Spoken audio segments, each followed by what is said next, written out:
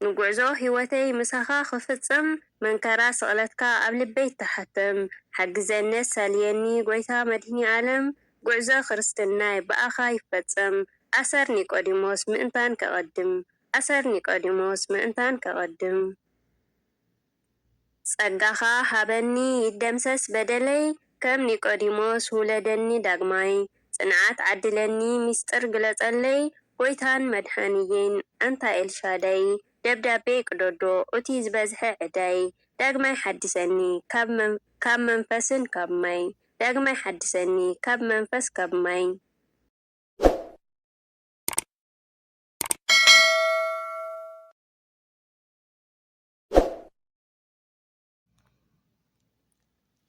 ሰላም ሰላም ናይ ዩቱብ ተኸታተልቲ ከመይ ኣለኹም? ኣነ ሰላም ኣለኹ እግዚአብሔር ይመስገን። በብዘለኹምዎ ሰላምኩም ብዙሕ ትርፍ ይበለለይ ኩራት ሕይወቴ።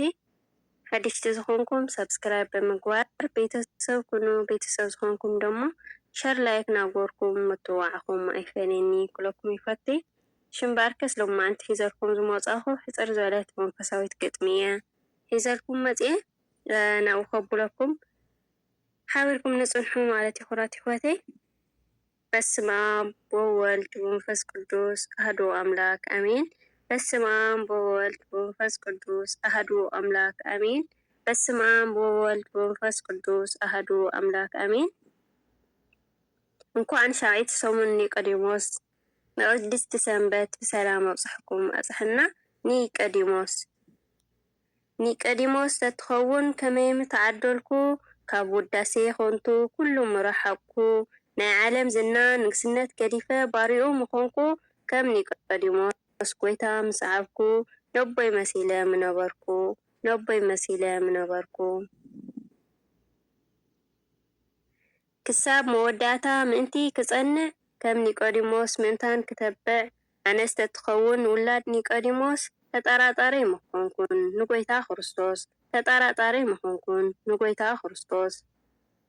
እቲ ናይ ኣይሁድ ፈላጥ መምህር ብፍቕሪ ክርስቶስ ተማሪኹ ደለየ ክመሃር ወሰነ ሓሰበ ብዙሕ ክመራመር ግን ከዓ ፈለጠ ብዘይ ፈጣሪ ሓያል እግዚአብሔር የለን እዩ በለ ደለየ ክስዕብ ናይ ክርስቶስ ኣሰር የለን እዩ በለ ደለየ ክስዕብ ናይ ክርስቶስ ኣሰር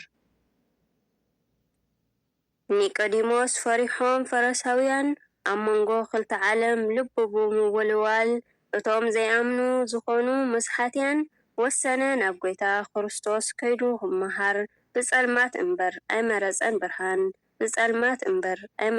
ብርሃን ኒቆዲሞስ ግበረኒ ዘይከውን ተጠራጣሪ ኩሉ ዝገደፈ ብናይ ጎይታ ፍቕሪ ውዳሴ ኾንቱ ዘይደሊ ብለይቲ ተምሃሪ ከም ኒቆዲሞስ ኣብ እግርኻ ክመሃር ቅዱስ ፍረ ኸፍሪ ከም ኒቆዲሞስ ኣብ እግርኻ ክመሃር ቅዱስ ፍረ ኸፍሪ ሓለቓ ኣይሁድ ቶሎ ግን ኣማኒ በጃኻ ጎይታዬ ልቢ ዓድለኒ ጽቡቕ ከፍሪ ሕመቐይ ከኣሊ ናትካ ግበረኒ ንኹሉ ኸኣሊ ናትካ ግበረኒ ንኹሉ ኸኣሊ ኒቆዲሞስ ተምሃሪ ናይ ጎይታ ዘንብብ ዝነበረ መጽሓፍ ትንቢት ግን ዘይኣማኒ ትምህርቲ ክርስቶስ ነበረ ዘይተቐባሊ ለጸሉ ድማ ምዃኑ መድኃኒት ዓለም ኒቆዲሞስ ወፀ ካብ ናይ ኦሪት መርገም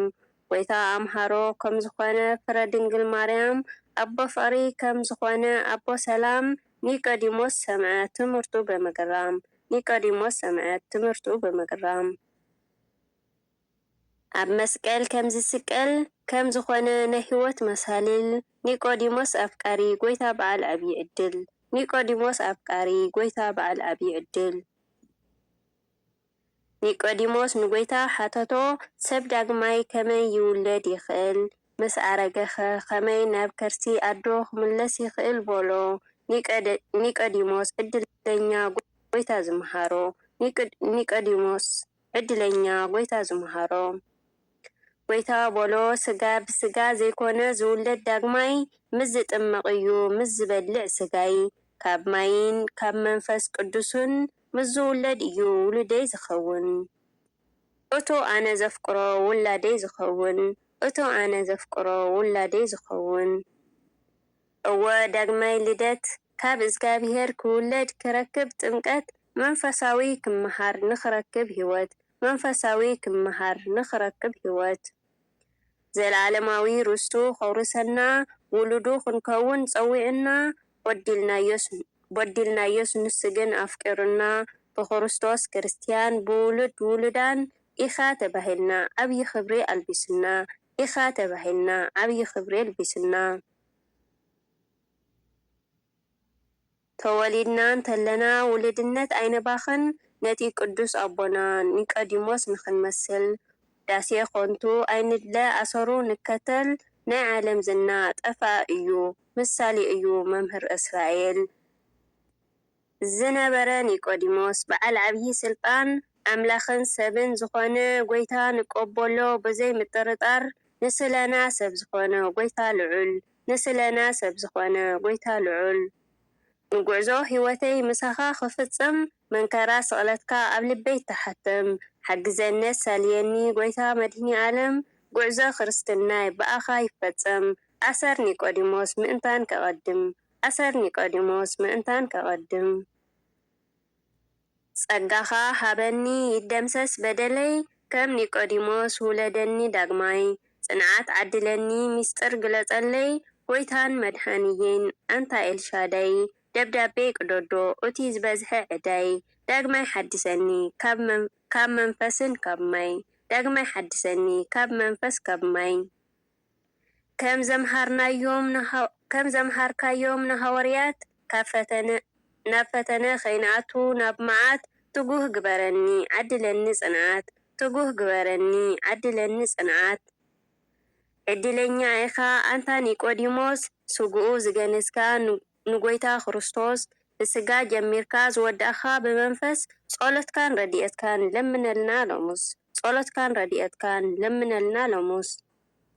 ወስብሐት ለእግዚአብሔር ወለወላዲቱ ድንግል ወለመስቀሉ ክቡር አሚን አሚን አሚን። እሽምባር ኩራት ህይወቴ ናይ ሎማዓንቲ መደበ ከም ዘሰማኹም ዋሕፀት ዝበለት መንፈሳዊት ግጥምያ ነይራ ሓበርኩምኒ ስለዝፀናሕኩም ደሞ ካብ ልቢ ዘመስግነኩም ኩራት ህይወቴ ሸብኸሊ መደብ ዝመፀኩም ሸር ላይክ ሰብስክራይብ ናገርኩም ምትብዓኹም ኣይፈለኒ ኩለኩም ይፈቲ ሃናፁ ዘበለ ርእቶ ደሞ ኣቦታ ኮመንት ተቐምጡለይ